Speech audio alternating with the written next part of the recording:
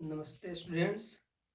I hope that you will have completed the first chapter of geography, and today I am going to discuss about the question answer of first chapter of civics. After that I will discuss about history. Dear student, I will complete your exercise D and E, and you will complete to yourself exercise A, B and C because these are easy, and I will describe the question answer of exercise D and E. Dear student, the first question of exercise D is, what is the main function of an opposition party? वैसे तो मैं teaching period में ही जब video बना रहा था उसी समय मैंने हर एक पॉइंट को एक्सप्लेन कर दिया है, but yet you can listen carefully and try to write the answer of these questions in your fair copy. By the help of these videos, you will listen carefully and write your answer in your fair copy. First question is opposition party का क्या काम है? पढ़ाते समय बता दिया गया था कि the main function of opposition party is to keep control over the activity of ruling party. ये क्या करता है? रूलिंग पार्टी के एक्टिविटी को कंट्रोल करता है.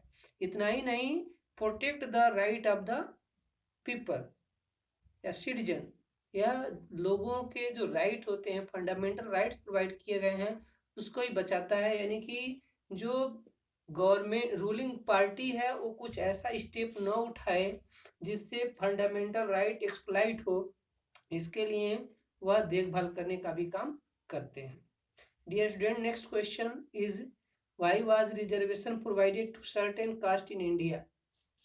रिजर्वेशन कुछ निश्चित जातियों को, जैसे SC, ST, OBC, माइनॉरिटीज, इन लोगों को रिजर्वेशन क्यों दिया गया है इंडिया में? तो इसके लिए बता दिया गया था कि reservation provided to certain caste in India to ensure their proportionate share in all walk of life.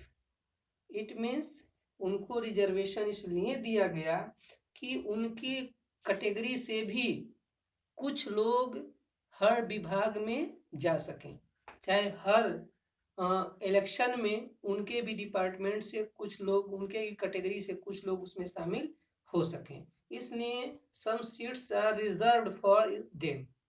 SC, ST, OBC इन सब के लिए कुछ सीटों को रिजर्व कर दिया गया ताकि हर फील्ड में उनकी कैटेगरी से कुछ लोग उसमें जा सकें.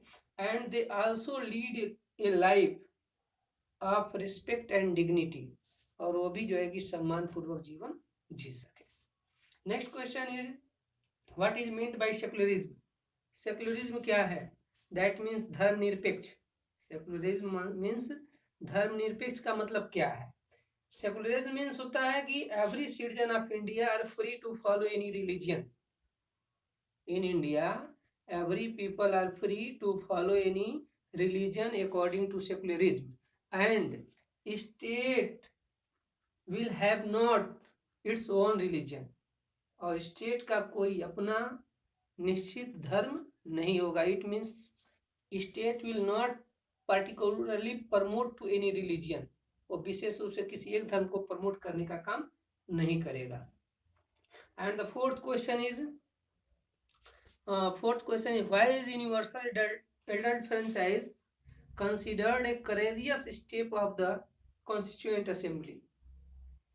ये जो universal adult franchise, that means right to vote है, इसको कॉन्स्टिट्यूएंट असेंबली यानी कि संविधान सभा का करेजियस स्टेप, करेजियस स्टेप मतलब साहसिक कदम क्यों बताया जाता है? राइट टू वोट देना उनके लिए बहुत बड़ी बात है, ऐसा क्यों समझा जा रहा है?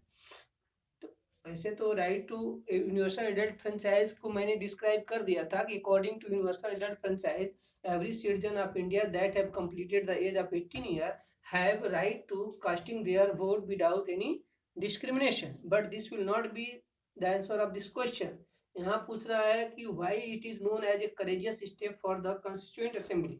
So the answer of this question will be universal adult franchise is considered as a courageous step of the Constituent Assembly because at that time most of the Indians were illiterate and poor. उस समय ऐसे लोग थे कि जो बहुत ही गरीब थे और illiterate थे.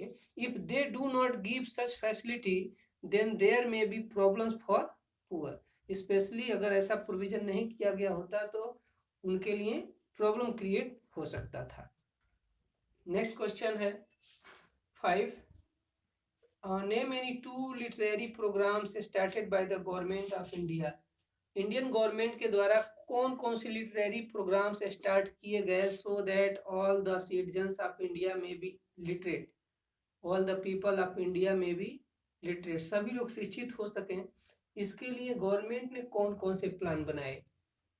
स्टार्टिंग टाइम जब when I was teaching this chapter, then I had explained that government had started 3 literary programs that were the blackboard of Operation Blackboard, adult education and elementary education. These were the 3 programs that were started by the government to eradicate the illiteracy. Illiteracy को समाप्त करने के लिए 3 programme चलाए गए थे. Operation Blackboard, adult education and elementary education. Yes friend, now we will see the first question of exercise E. The first question is mention the main provision of right to equality. यह इस question का answer सीधा सीधा book में दिया हुआ है, फिर भी मैं बोलता हूँ उसको सुनिए. The main provision of right to equality are, first is all citizens are equal before eye of law. Before eye of law all citizens are equal. Next, discrimination are prohibited on the basis of caste, creed, religion, sex, etc. Third is there is a provision of equal opportunity. It means every person have equal opportunity. And fourth is law will give equal protection to all. जो कानून है वो सबको बराबर बराबर protection देने का काम करेगा. Thus the second question of this exercise is how can the people keep a check on their representative. जो इंडियन पीपल हैं वह जो रिप्रेजेंटेटिव हैं, जो प्रतिनिधि है, जो चुनाव लड़ने का काम करते हैं, उन पर किस प्रकार से कंट्रोल करने का काम करते हैं. The answer of this question will be they can check their representative by defeating them in next election. अगर उसमें बताया गया था if any candidate or representative do not do according to the people, so in the next election he will not give them their valuable vote and they will defeat. क्या करेगा, उसको control करने के लिए वो उनको अगले इलेक्शन में वोट नहीं देगा, जिससे वो हार जाएंगे और उनको एहसास होगा कि हाँ हमने कोई गलती किया है, अगली बार वो गलती करने से अपने आप को कंट्रोल भी करेंगे. Next question is list the important steps taken by the Indian government for the benefit of the weaker section of the society. Weaker section of the society, that means समाज के गरीब वर्ग के लोग, कमजोर वर्ग के लोग, उनके कल्याण के लिए गवर्नमेंट ने कौन कौन से स्टेप उठाए हैं, सरकार ने कौन कौन से कदम उठाए हैं. तो first is the reservation. First step is reservation for the SC, ST, OBC and other minorities person, and provision of equality. Provision in our constitution there is a provision of right to equality. It provides various type of equality, as example equality in job opportunity, equality in education. Such type of provisions are also provided by the government. Midday meal scheme, government had started midday meal scheme. Next is free and compulsory education. I have also explained that free and compulsory education are given by the government to those students who are between the age of 6 to 14. जो लोग 6 से 14 साल के हैं उनको free और compulsory education देने का भी गवर्नमेंट काम करेगी. Next dear students, the fourth question is List the factors that create inequality and hamper the success of democracy. कुछ ऐसे फैक्टर्स बताइए जो इनइक्वलिटी क्रिएट करते हो, असमानता क्रिएट करते हो, and hamper the success of democracy, और जो डेमोक्रेसी है उसके सक्सेस में, उसकी सफलता को हैम्पर करते हैं, ठेस पहुंचाते हैं या उस पर और आघात करते हैं, हथौड़ा मारते हैं। इस तरह के कुछ स्टेप्स या फैक्टर्स को एक्सप्लेन करना है। तो dear student, inequality mostly passed by the discrimination. ज्यादातर इनइक्वलिटी कैसे क्रिएट होता है? डिस्क्रिमिनेशन से। डिस्क्रिमिनेशन में भी on the basis of caste, discrimination में भी on the basis of status, दोनों भी आधार पर जो है कि असमानता हो सकती है। As example, some places are banned to entry of the people belonging to the other communities। कुछ प्लेस ऐसे होते हैं जहाँ पे दूसरे धर्मों के लोग, दूसरे जातियों के लोग वहाँ पर नहीं जा सकते हैं। And some communities look down upon other, it means some people think inferior to other, and they do not give them job or house or rent, house for rent. This create the inequality and hamper our success of democracy. The last question is, why have the benefit of reservation not reached everyone? जो benefit है, जो लाभ है reservation का, आरक्षण का, वह सब लोगों के पास क्यों नहीं पहुंच पाया?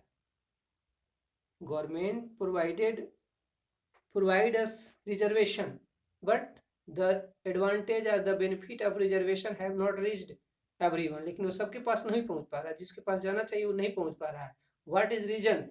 Suggest any 2 steps that can ensure the development of all section of Indian society। अपने कोई 2 ऐसे स्टेप्स बताइए जिससे इंडियन सोसाइटी के जितने भी वर्ग के लोग हैं, चाहे SC ST OBC जनरल कोई भी हो, सबका डेवलपमेंट हो सके। This is a very good question and conceptual question. I will not describe the answer of this question. You will write the answer of this question to yourself. Okay, this chapter finished. Next day I will explain the question answer of history. Okay, thank you.